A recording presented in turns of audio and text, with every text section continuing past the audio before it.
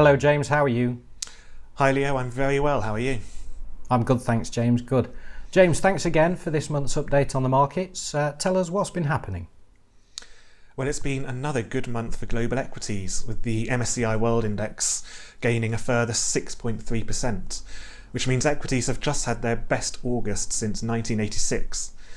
And it's the US which continues to dominate. The S&P 500 index has gained another 7.2%, which means since the bottom of the market back in March, it's now gained over 56%.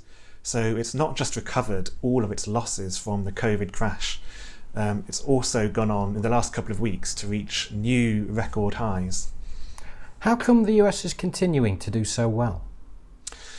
Well, a lot of it is down to the resilience of the big tech stocks, which I mentioned last month, the likes of Apple and Amazon, which have hugely outperformed since the virus outbreak.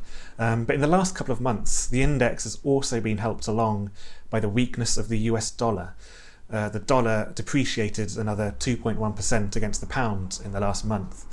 And just a few days ago, the pound went above $1.34 for the first time since 2018.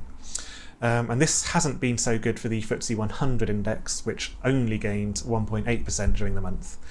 But medium and smaller companies in the UK, which aren't so reliant on overseas income, they've continued to do well. They've both gained more than 4% in the month. James, thanks for that insight. This might be a silly question, but what do you have in your sights over the next couple of months? Well, the pandemic is likely to continue to dominate the markets over the coming months. But of course, there's not long to go now until the US presidential election.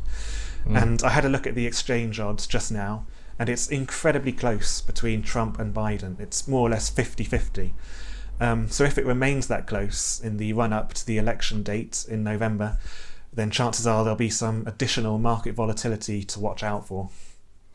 And you'll keep an eye on that, I'm sure. James, thank you very much for that. Ladies and gentlemen, if you do have any questions, please let us know and we'll put them to the right people. James, I'll talk to you soon. Thanks. Thanks, Leo. Take care.